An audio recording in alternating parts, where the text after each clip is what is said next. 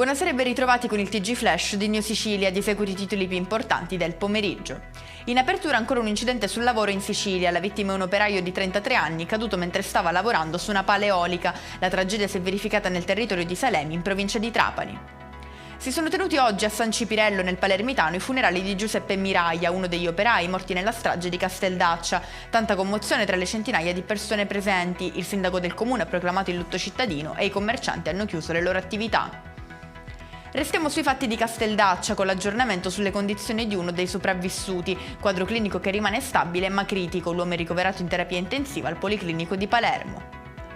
Riprendono gli sbarchi a Lampedusa sospesi negli ultimi giorni a causa del mare agitato. Sono arrivati a destinazione nelle ultime ore su 2 diversi gommoni 46 migranti. In conclusione il meteo, le precipitazioni si fanno da parte lasciando spazio al sole. Per domani in Sicilia si prevedono temperature in media stagionale e cieli sereni su gran parte della regione. E con questo è tutto, prossimo appuntamento lunedì alle 13:30. Grazie per averci seguito, arrivederci.